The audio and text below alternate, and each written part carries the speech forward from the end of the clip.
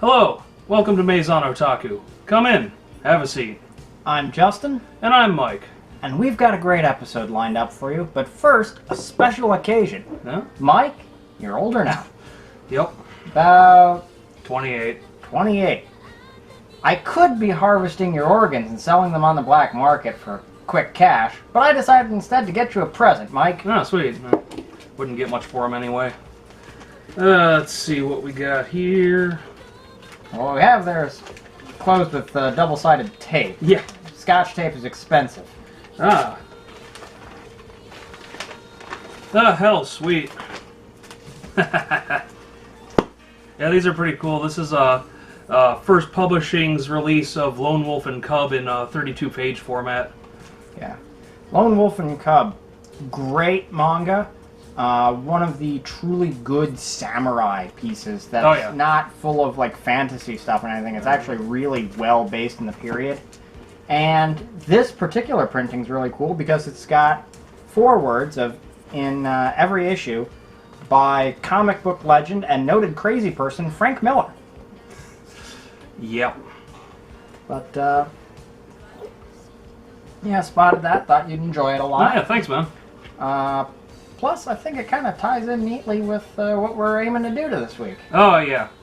Yeah, another great company that was really good about releasing stuff like this was, I'm sure you all know the company Dark Horse. Not from the Katy Perry song. No. No. This is Dark Horse well before that happened. Yes. Yeah, no, it's like, great Star Wars releases, tons of manga releases in 32-page as well as graphic novel format. And we're going to be talking about one of their big ones, isn't that right, Justin? Oh, absolutely. The longest running manga in the States. 46 volumes and counting as of August 16th this year. Yep. And the anime has been released by more companies than any other anime in the States. So Yeah. stick with us. We're about to make some wishes come true. Yep.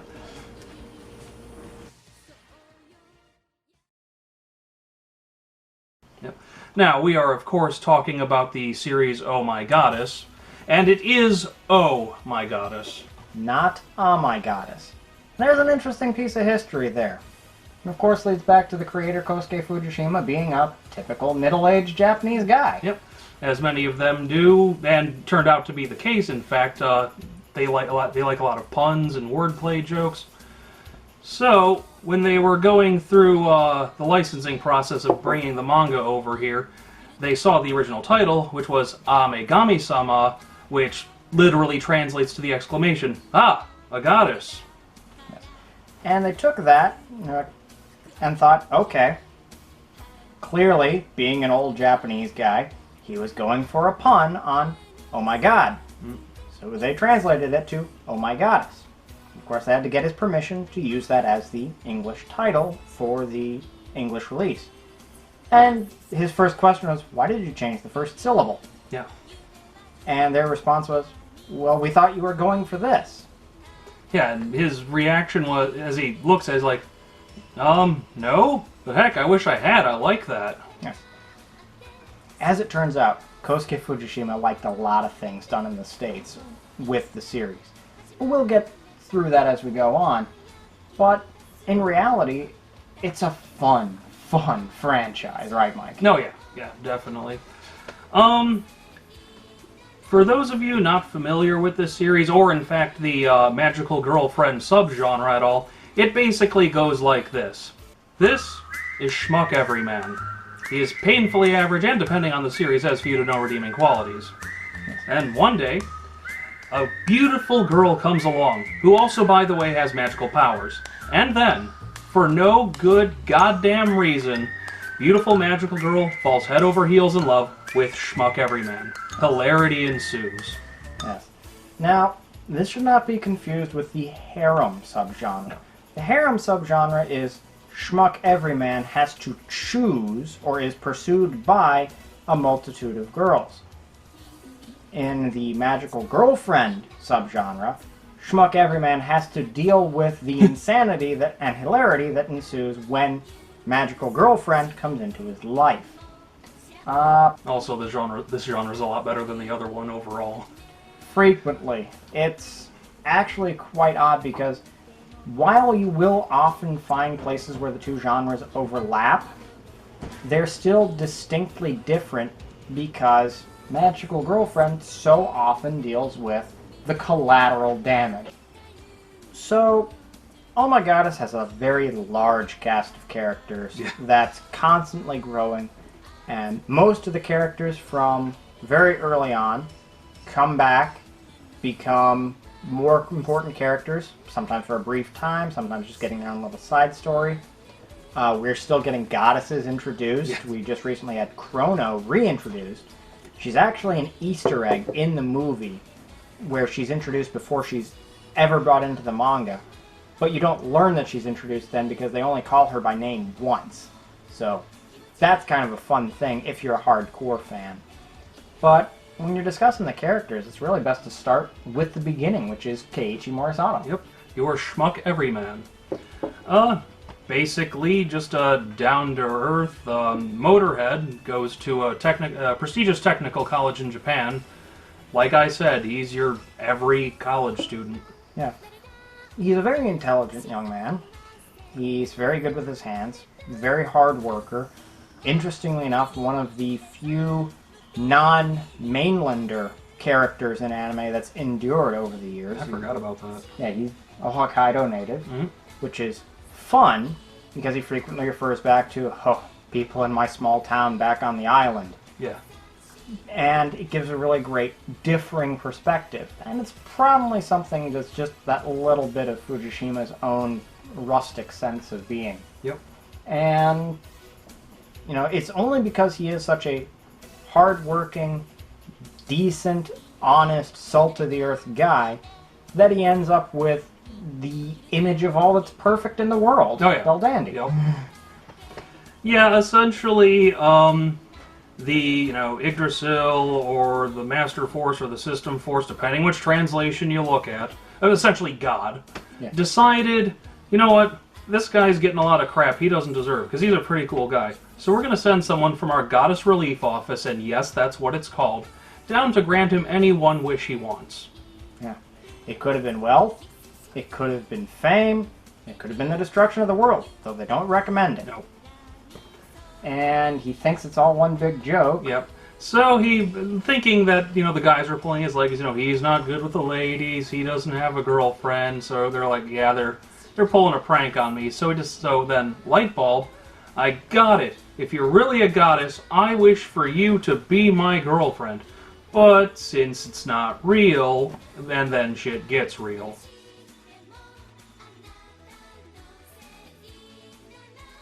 And shit stays real for 24 years.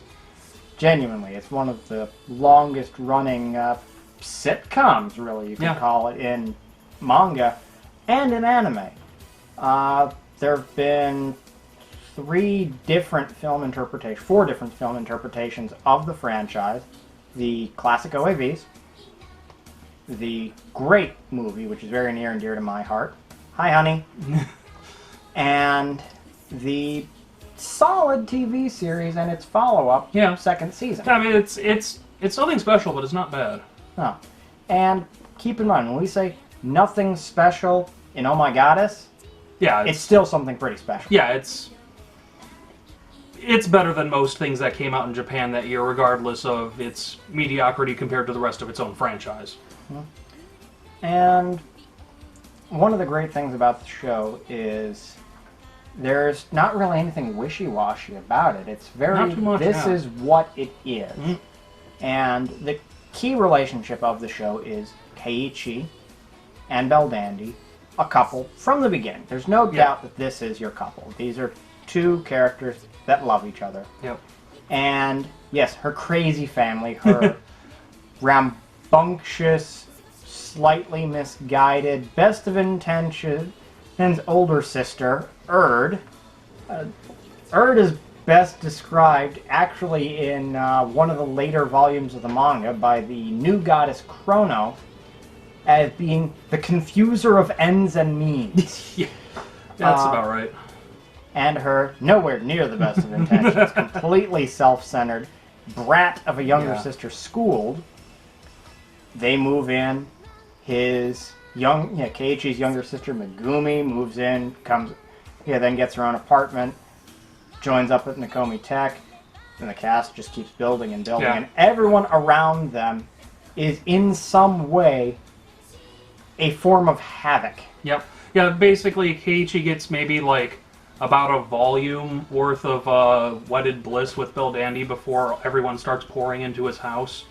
And his basic reaction to everything is, why are these people in my house? Yeah. Why are these people in my life? Yeah. And that's really the whole theme of it. It's very Archie Bunker in his recliner. Oh, God.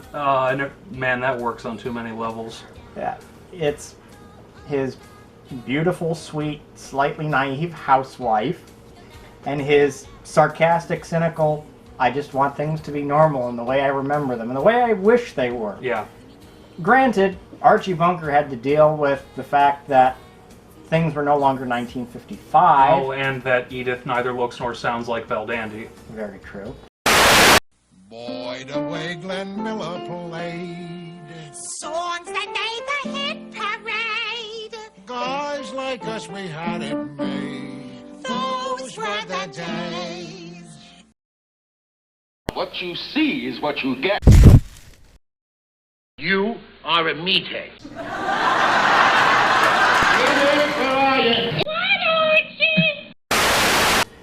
And Keiichi has to deal with the fact that, well, apparently goddesses and tree spirits and giant wolves that will devour the universe exist, and that's the sort of shit I'm going to have to deal with from now on. Yep. While passing my technical courses. Yeah, how many years has he been in college now? Not many, actually. Now he's actually an undergrad, and he just kind of works at the college and doesn't really take classes. So time does pass. Over 40-odd volumes, time has passed. At about an Archie pace, apparently.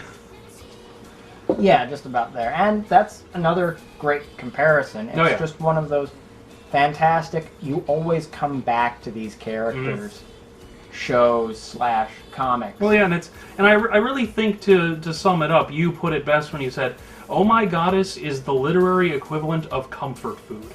It is. You sit down with a volume, or you sit down with a couple of episodes, and you're not watching it because you're waiting for that next big twist, that next discovery. Instead, you're watching it because at the end, everything's going to be back to normal. Belldandy's going to be making dinner. Keiichi's going to be wondering, could things really get any better? And Erd is going to be passed out drunk in front of the TV. Yes. Yeah, it's not gonna, blow your mind like Ghost in the Shell. It's not gonna get your heart pounding like Bubblegum Crisis, but it will invariably leave a smile on your face. And there's really no finer aim, and I think that's really the aim Fujishima's had all the years. I know one of my absolute favorite things about the franchise as a whole is in the film. And the film is beautiful film, works on its own, despite, honestly, the OAVs working a little bit better as a series, the TV series doing a little bit more with the manga source material, the manga containing acres upon acres and acres and acres of great stories, but the film has probably the most poignant thing in the whole franchise. Yeah, they do kind of ramp it up to almost Akira levels of grandioseness.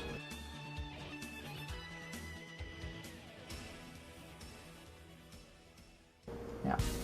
And at almost the end of the film, before the big battle scene that's kind of redundant, and the big song scene that wraps up the battle scene, but right near the end, there's this great moment where Belle and Kay walk through the gate, and I won't spoil too much of why there's a gate or any of that, but the question posed to them is, you'd walk through the gate knowing the consequences. The consequences being two beings of two separate worlds that are in love with each other are meant to pass through this gate. And if there is any doubt in their hearts that they will stay together forever, they will be sent to the absolute other ends of the universe to be forever separated. And Keiichi, schmuck everyman, says, fuck it. You know, we're both a little scared,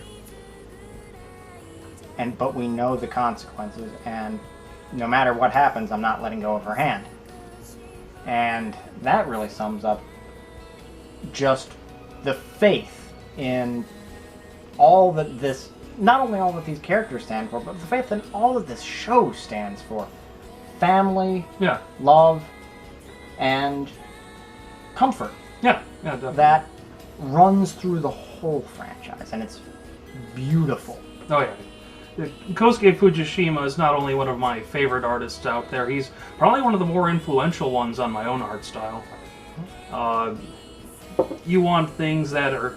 Well, an artist that can go from, you know, flowing, pretty almost fashion designs a lot of times, to very technical drawings of vehicles and pretty much any odd contraption he can...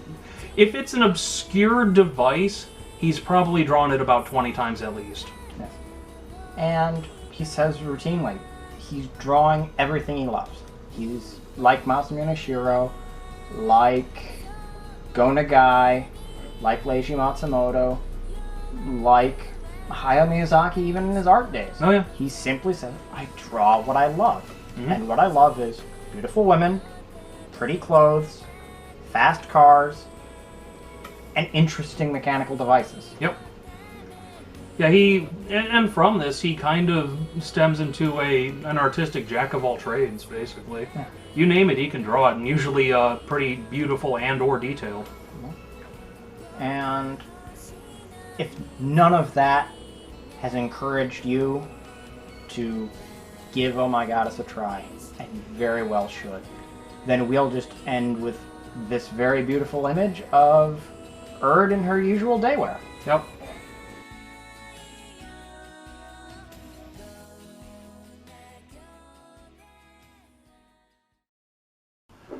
So, a brief note on collecting this here. You remember we talked about acts of devotion before. This is... If you want the complete Oh My Goddess, you better be rich and or young. Yes. First off, manga. That's how it started out here. Started out in the 36-page comic book format, and not particularly well titled in that particular variety. Mm-hmm. I mean, you had, oh shoot, they were doing that nonsensical Volume 1, Issue 8. Yeah, they did that a lot, and then even when you get into the manga, graphic novels, they do that annoying thing where this volume contains, and then it's a bunch of out-of-order parts of the original manga. It at least tells you which one it is, usually. Which they undid in later printings and gave us a straight chronological release. Only the second printing of which actually had the numbers on the spines. Yep. Yeah, so you had no numbers. You had actually two different releases of the graphic novels where each equivalent volume contained different excerpts from the original manga. It's a nightmare. Yeah. But they're fantastic because they're a nice, big size, good artwork. Yes, it's left to right, but who cares? Doesn't matter. Great translation, lots of notes in the back, and Dark Horse, being the great company of that, have gone back, not only reissued the older volumes in the right-to-left format, but are continuing to issue new volumes as they're printed in the right-to-left format. So you can have all 45 volumes and counting in the right-to-left format if you're willing to pay that's 400 a lot. It's $450 right there. Yep. And that's just for that release. That's just for that release of the manga. Because now we could get into all the different film adaptations of Oh, yeah. guys. Yep. OVA VHS release is probably going to be one of the easier things you can pick up. There was a Laserdisc release. I have a copy of that. Those are a bit harder to come by, as we found out. Those are very difficult to come by. Reportedly, there's also a Laserdisc release of the film, but we cannot confirm nor deny that. However, if you can confirm or deny that there is, in fact, the Laserdisc of the Oh My Goddess movie, we will gladly give you all of Mike's money for it. I'm running out of all of my money. I know you're running out of all of your money. But, aside from that, the DVDs of the OAV are actually one of the scarcest things because they came at the tail end of Animego's releases stateside, which was a real shame. They did a beautiful release. They did a final anniversary edition for the guys, the license is running up, period, and then said, we're done. And you can be prepared to spend upwards of $30 a disc on that one. Which, as I mentioned, is still not as bad as trying to get the last volumes of Urusei Yatsura, at least. Not as bad, but they're climbing. That's one of the scariest things. They're climbing. As are the VHSs of the film, which is unusual because you don't really want the VHSs of the film because the film was a digital production with painted cells. Yep, I've never even seen the VHS release of that. Yeah, it's, again, scarce, so it's climbing, but only climbing because it's scarce, not climbing because it's as good a release as the slipcover, jeweled, remastered, surround sound, holographic DVD, which is a fantastic release. Also collectible, also out of print, the Mini Goddesses. Yep. Probably the finest super deformed series out there. Great artwork, very fun. You will feel bad for poor Ganchan. Yeah. That rat, that son of a bitch. Yep. Well, I mean, then you, of course, have the newer TV series, which relatively easy to find. Relatively easy to find, but also a very unusual point.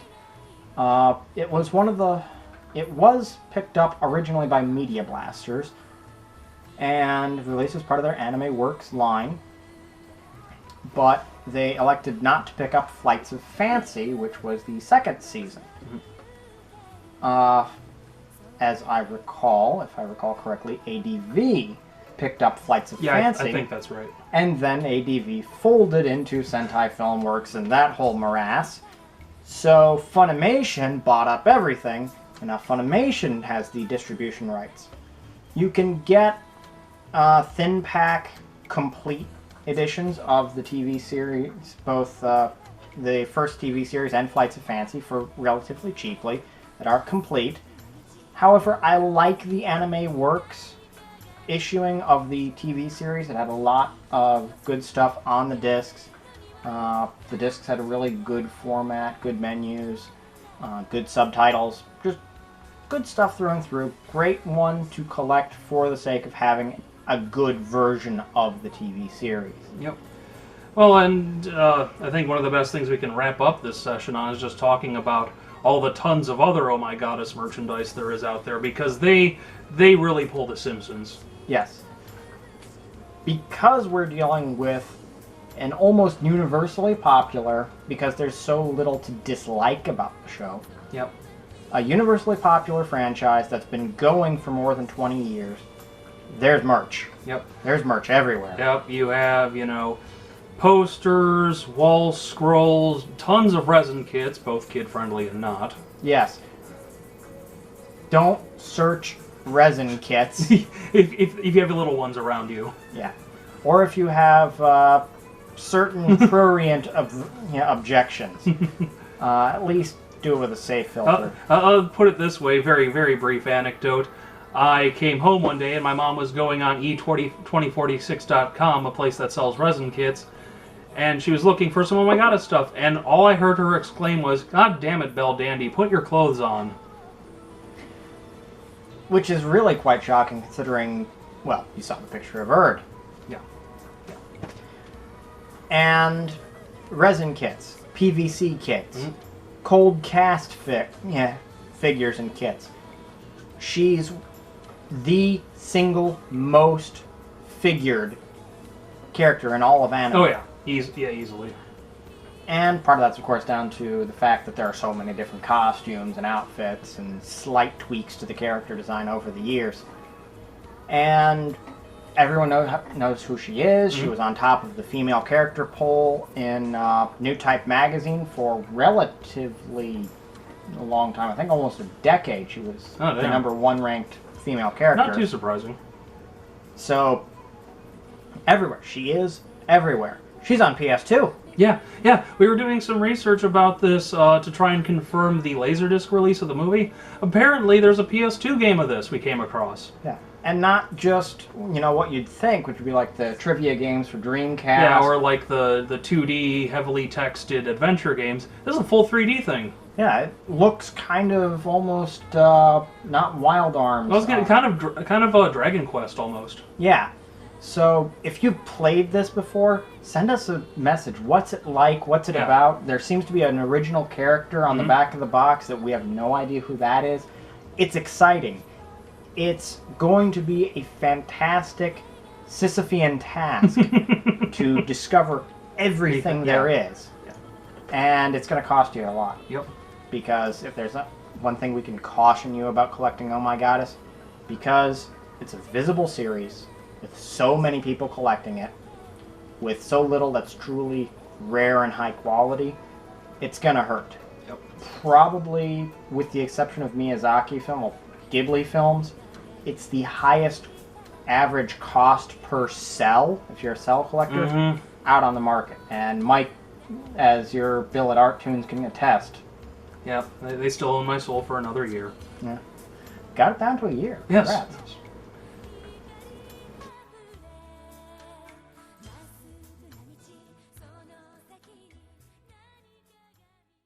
So now we'd like to bring you to our recommendation segment, and Justin has a really off-the-wall piece for you here.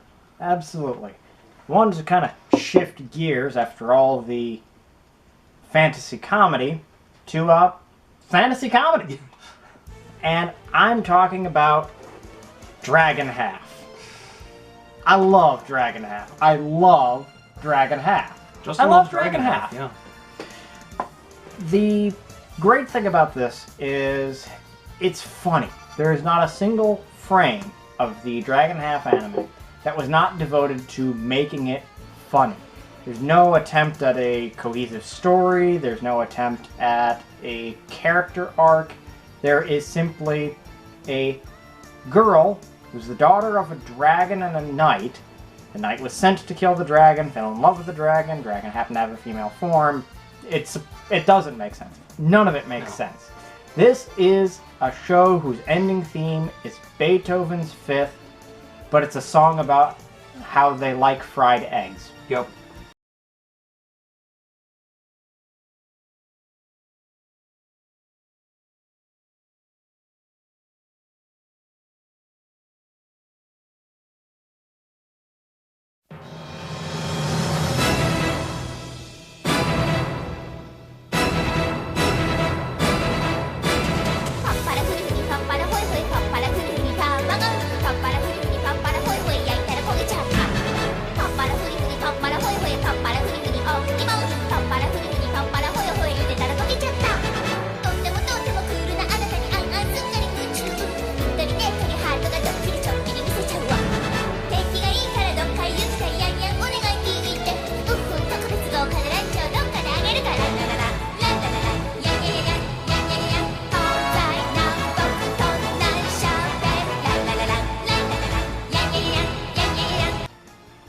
And that is how absurd it is.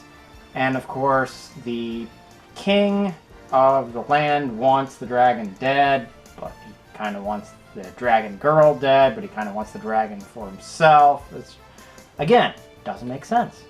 It's just completely screwball. It's whatever the art director wanted to draw at that moment, and it is funny. And it's super deformed art that's actually done right. More or less. It kind of does pop in between, realistic body type, comedic style to straight up mascot style SD. Yeah. And it doesn't even bother it with oh, we're popped into an alternate SD reality. No, it's just they just shift art styles depending on the tone.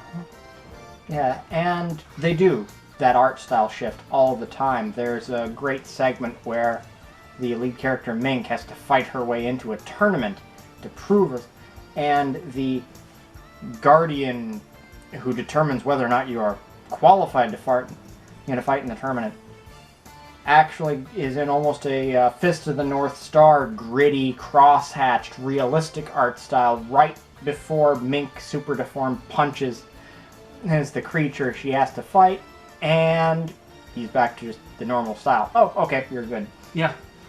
It's wonderfully timed. It has quite possibly the greatest knight character in all of anime, who is the great Damaramu. Who will ever regret this? Yes. Also voiced by one of the few talented voice actors ADV had. Yes. The ADV dub, and this was a very early AD Vision release. Yes. That I don't believe they reissued. They may have done it on DVD, but probably not. I think they did, but it's kind of hard to find. Yeah. All of it is hard to find. In fact, the manga may or may not have been released stateside, but you're going to have an even harder time finding that because it was a little blue. There's a lot of cheeky play in the film and the OAV. The manga just runs straight to, and now some boobs. Yeah, yeah. It's just about a hair shy of being straight up hentai, from what I know about it. But both the dub is very well done. The sub is hysterical. There's not even enough dialogue that your friends that complain about having to read their TV shows will be bothered because there's just that little dialogue. And you really do want to watch this one with friends. Mm-hmm. Absolutely. If you can get a group of people together, toss this into the VCR, they will have the most fantastic time, and they will be quoting it forever. Mostly Damaramu. He's basically Dragon Ball Z abridged Nappa before that was a thing. Yes. If you like Nappa in DBZ abridged, you will love Damaramu as much as I love Dragon Half. I love Dragon Half almost as much as I love Gun Frontier. Yeah. And with that, we have again established that Leiju Matsumoto is superior to something else. Yes. So that means it's time for us to end. But before we do, on a very quick note, first weekend of June, starting on Thursday, I will be at a local convention, Colossalcon, down in Sandusky at the Kalahari Resort. I recommend you go down there and join me. Very fun con. Very fun con. The Otaku Flea Market on Sunday is a great place to find a lot of the oddball things we talk about, like Dragon Half. I found the Cromartie High School manga there last year, or year before. It was a great place, great fun, plus a water park. Oh yeah. Indoor water park. Swim up bars. Yep. And I mean, the whole con is one big party, which you think I would talk crap about, and I probably would have if I didn't experience it myself, but it's really fun. I'm not too into that kind of thing, but there's nightly raves, there's panels going all day long, viewing rooms, everything you need. It's one of the few cons where you can just sit down on a couch in any random place and watch something. I got to see the Detective Conan Lupin III crossover film at Colossalcon one year, and that was fantastic. Yeah, I was pleasantly surprised by that. So, it is time for us to end, though. So, this is Mike. And Justin, saying enjoy what you watch. And share what you enjoy. Damn.